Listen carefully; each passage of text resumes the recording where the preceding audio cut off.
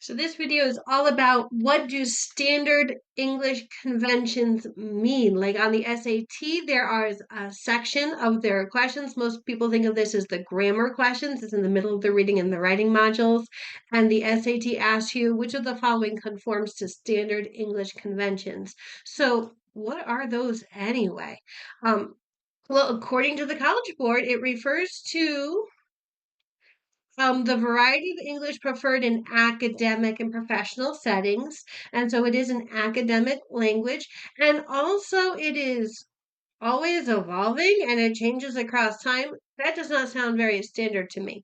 Um, so it's rather unhelpful what the College Board said. There's not like an exact list of rules that count as the standard English conventions. It is based on opinions and judgments. Like, how is that right for the SAT? Isn't the SAT always one right answer, no matter who you are, no matter what your opinion is? Well, that is true. But the SAT doesn't really publish how that works. So what we had to do to make this class was to go through every single grammar question that has been published by the College Board and figure out or reverse engineer what that list of rules might be in order to get all of those questions right. So we did that hard work for you, and throughout this course, we're going to go through those. So for this, we're going to talk about what standard English conventions mean, and stick with me to the end because I do have two sample questions to help you get it down, but I have some more information before we get there. All right, so standard English conventions are not casual, they are formal. They're used in academic settings, and they're like how we usually say things. If something is said in a funny way, that's not standard. I think that's what they mean here. So let's look at these options A and B. Please pause the video for a moment and read them both carefully. Decide for yourself whether A or B, which one of these is the standardized English. Okay, I hope you paused and you had a moment because I'm going to give it away. It is not option A. Option A is a lovely poem by Emily Dickerson called Success is Counted Swedish. But poetry is not academic formal language. We are always looking at prose. And so B would be written in standard English conventions. All right, let's take a look at this other example. I'll again pause the video, read them both, decide for yourself if A or B. In standard English, I'll give you 5 seconds and then I'm going to give it away. Okay, hopefully you had enough time to read both of these. If we look carefully, you'll see that A, about qualitative research measures, is qualitative research methods. It sounds pretty standard to me, and that is our standardized English. There it goes. And B is a lovely excerpt from Pride and Prejudice by Jane Austen. But when we say he has not been of age 2 years, right, that's not standardized English. Being of age means you're old enough to buy a house and own property, and he's only been that old for 2 years. I really don't know how old he is from that, but I have a general idea. But it's not how we would say it in modern, if we want to be very clear about something. Also, if you look at this semicolon here, it comes before was pleased with the situation. In standard English, that would have to be put where a period is put. So we'd have to have a new subject such as he was pleased with the situation, right? So because that semicolon is being used a little bit differently, B is not going to be considered standardized English for the SAT purposes. All right, one more to go. Again, pause the video so that you have enough time to read both of these yourself. Decide which one you think is standard English. Take a moment here. This is the hardest of my 3 examples, but one of them is standardized, one is not. When you're ready, unpause the video and I'll give it away. Giving you 5 seconds now. All right, so let's talk about this. A is standard English. Okay, this might be seen as an academic publication. B comes from the New York Times, so B is journalism, which is not exactly the same as standard English. How can I tell? Well, one way I can tell is right here, recent history. If something is published in a newspaper, you know what date it was published. So they can use words like recently or last week or next year or tomorrow, right? But with standard English, it's going to be a little bit more specific. They won't say recently, right? As they'll say uh, in the 1900s or in 2024 or in April of 2020. So something like that, a little bit more specific. So you can tell no matter when you're reading it, what time it means. The other thing, and the more important thing, is this list of three. So the role is three things: undefined, unappreciated, and unpaid.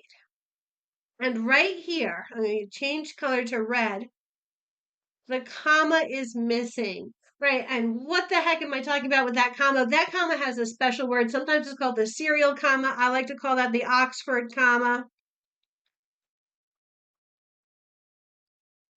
And if you've ever heard of this before, what you need to know is, yes, on the New York Times and Wall Street Journal and other publications, they have stopped using the Oxford comma so that when you have a list, that last item, instead of getting a comma and an and together, it gets the and without the comma. I believe they do that to save ink if you're printing like thousands of these papers every day. But the SAT continues to use the Oxford comma consistently in all of its questions. So, hey, for you personally, if you want to use the Oxford comma or not, that's your personal choice. It might be new and modern not to use it. You might be a little old fashioned like me, and I'll tell you, a lot of people are like me. We continue to use it all the time. Hey, whatever you decide for yourself, just make sure that you're consistent. But when you're taking the SAT, make sure you're using the Oxford comma. Right, so having said that, I've got two practice questions for you. Oh, a couple of other things. Does English change over time? Yes. Where art thou, O Romeo? That's not how we say it now. My son would say, where you at? Right. By the way, that is casual. It's not formal enough to be standardized English. It used to be that splitting the infinitive was definitely a bad thing to do. So what that means, an infinitive is like a word to run, the a to before a verb, and if you put another word in between the to and your verb, that splits your infinitive. And we used to say that was a very bad thing to do, and now Star Trek does it all the time to boldly go. So splitting the infinitive is absolutely okay these days. That's a way that English has changed, right? Another way that English has changed, what do we do when we're talking about a person, but the gender of that person is not absolutely clear? It used to be we might have said something like he or she. These days it is fine to use they as the generic third person singular, so they does not have to be plural. The SAT is very careful about that. Some people do not like this change. So the SAT will never ask a question where you have to choose between these two options. But the way that it's done at this moment is to say they. If a question doesn't hinge on it, you might see it on the SAT, but you're not going to see, like, the answer is not going to depend on that because it's still a little bit controversial. It's still in the process of finishing exchange there.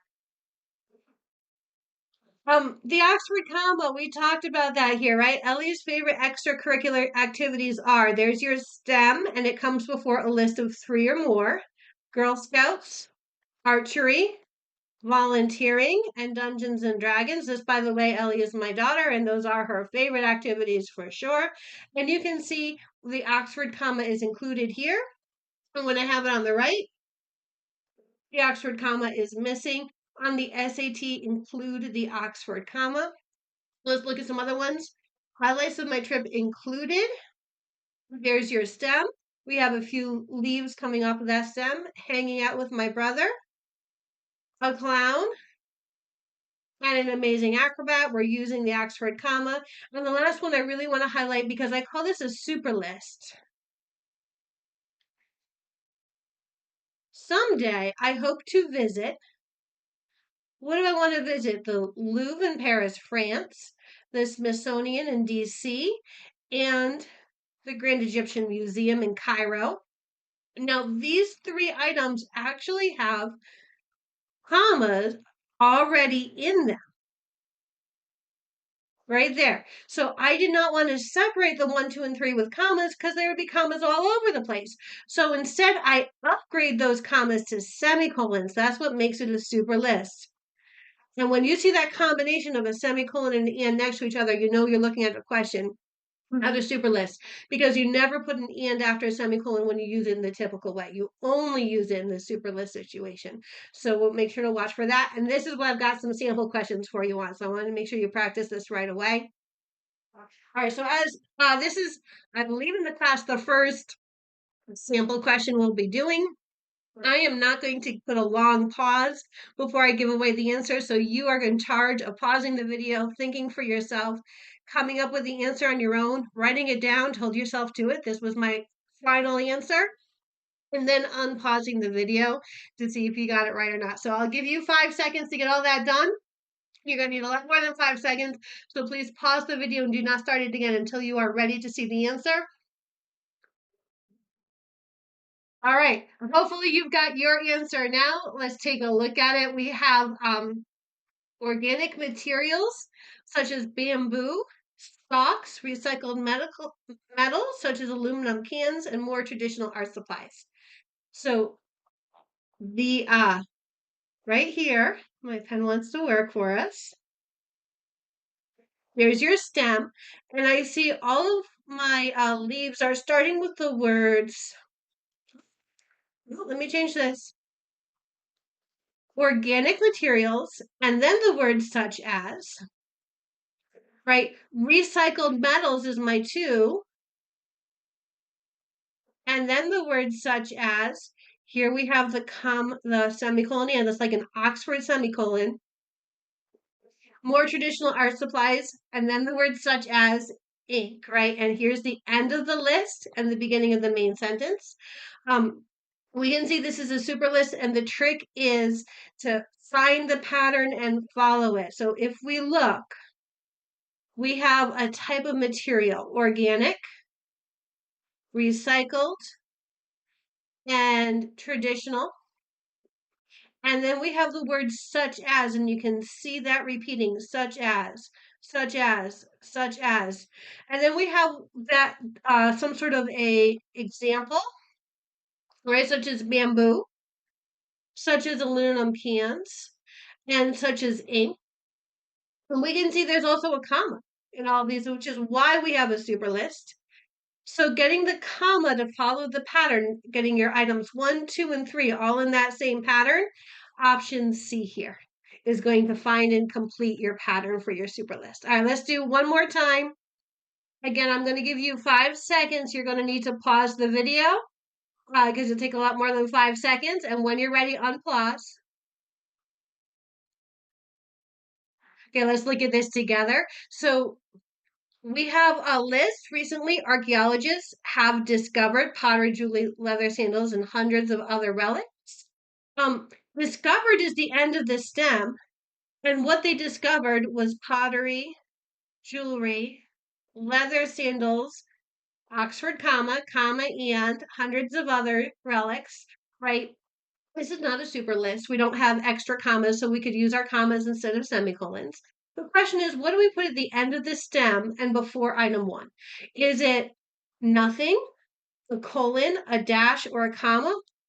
The answer is nothing, A. We go straight into the list.